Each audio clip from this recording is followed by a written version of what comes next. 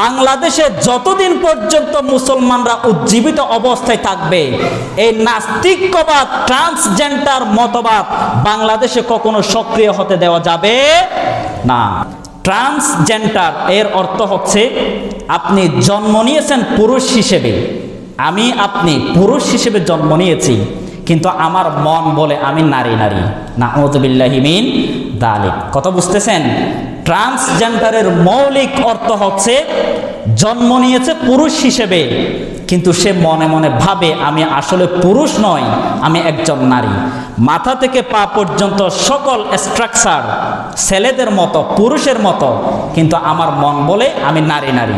এরকম মতবাদ নিয়ে তারা পোশাক আশাক, চলাফেরা, অঙ্গি ভঙ্গি সমস্ত কিছু চেঞ্জ করতেছে।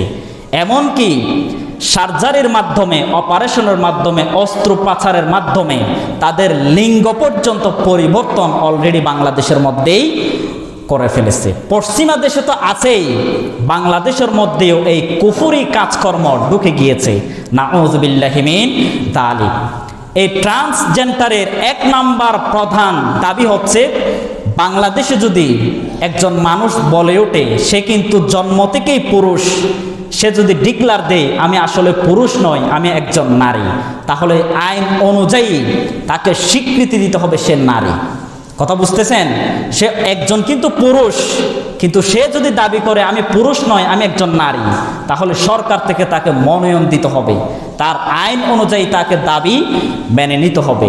সে যদি চায় আমি মহিলা হোস্টেলের মধ্যে থাকবো, কারণ সে তো একজন নারী, সে পুরুষ হলেও এখন সে একজন নারী, তখন তাকে মহিলা হোস্টেলের মধ্যে, মহিলা কারাগারের মধ্যে তাকে রাখতে হবে। এবার আপনারা বলেন, সে মনে মনে বলে আমি নারী, এরকম মানুষকে যদি ফিমেল মহিলা হোস্টেলে যদি দেওয়া হয়, এখানে অবস্থা ভালো থাকবে নাকি খারাপ হবে?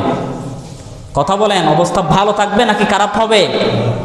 খারাপ হবে। পশ্চিমা দেশে কিরকম কাজ করেছে দেখেন। আমেরিকার মধ্যে রিচার্ড লাভিন নামক একজন মানুষ, তার জন্ম হচ্ছে 1957 খ্রিস্টাব্দে।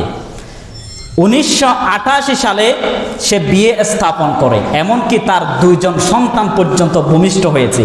সে একজন পুরুষ এবং আমেরিকার একটা নামি দামি বিশ্ববিদ্যালয়ের সে মনোবিজ্ঞানী হিসেবে, প্রফেসর হিসেবে দায়িত্ব পালন করে। রিসেন্টলি 2011 সালে এসে সে বলতেছে আমার মন বলে আমি একজন নারী। নাউযুবিল্লাহি মিন যালিক। 1957 থেকে 2011 সাল পর্যন্ত সে একজন পুরুষ ছিল। 54 বছর অতিক্রম হয়ে যাওয়ার পরে সে বলতেছে আমি একজন পুরুষ নয়, আমি একজন নারী, এবং তার নাম পর্যন্ত চেঞ্জ করলো। রিচার্ড লাভিন থেকে রেচেল লাভিন তার নাম স্থানান্তরিত করা হলো, পুরুষ থেকে মহিলা নাম দেওয়া হলো। আবার জেমস থেকে জেফিনার নামক আরেকজন পুরুষ থেকে মহিলা স্থানান্তরিত হলো। তার মাথা থেকে পা পর্যন্ত সব কিছু পুরুষের মতো, তার মন বলে নারী। এজন্য দাবি মেনে নিয়ে তাকে নারী হিসেবে সিলেক্টেড করা হলো। নাউযুবিল্লাহি মিন যালিক। আরো আশ্চর্য হবেন, আমেরিকার মধ্যে 2011 সালে একজন পুরুষ, তার নাম হচ্ছে ডেমিট্রিয়াস মাইনর, সে একজন মানুষকে হত্যা করার পরে তাকে 30 বছর পর্যন্ত কারাগারে বন্দী রাখে। 30 বছর পর্যন্ত জেল কাটার তাকে হুকুম দেয়। 9 বছর জেল কার্যক্রম সমাপ্তি হওয়ার পরে সে জেলারদেরকে বলতেছে আমি একজন পুরুষ হয়ে জন্ম হলেও এখন আমার মন চাই আমি নারী। আমি নারীদের মতো হয়ে গিয়েছি, নারীদের আচার আচরণ, কথাবার্তা, অঙ্গ ভঙ্গি, পোশাক আশাক এগুলো আমার ভালো লাগে।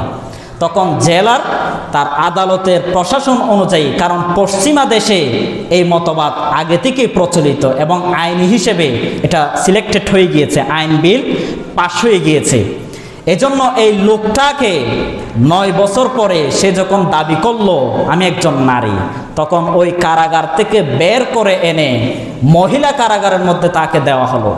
মহিলা কারাগারের মধ্যে দেওয়ার পরে 2-1 বছরের ভিতরে ওই মহিলা কারাগারের 2জন মহিলাকে প্রেগনেন্ট করে দিয়েছে। নাউযুবিল্লাহি মিন যালিক। এই ঘটনা যখন সবাই জানলো, তারপর আবার তাকে পুরুষের কারাগারে নিয়ে আসলো।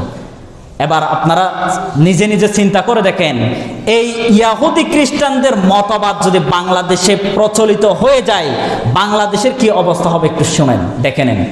আমাদের সন্তান সন্ততি ছেলে এবং মেয়ে জন্মলাভ করে, তারা যদি পরবর্তী প্রজন্মে এসে যদি বলে আমার মন বলে আমি পুরুষ, আমার মন বলে আমি নারী, বাংলাদেশে যদি এই আইন প্রচলিত হয়ে যায়, তাদেরকে আইন অনুযায়ী সাব্যস্ত করে নারী হয়েও যদি সে পুরুষ দাবি করে, তাকে পুরুষ হিসেবে নির্বাচন করতে হবে।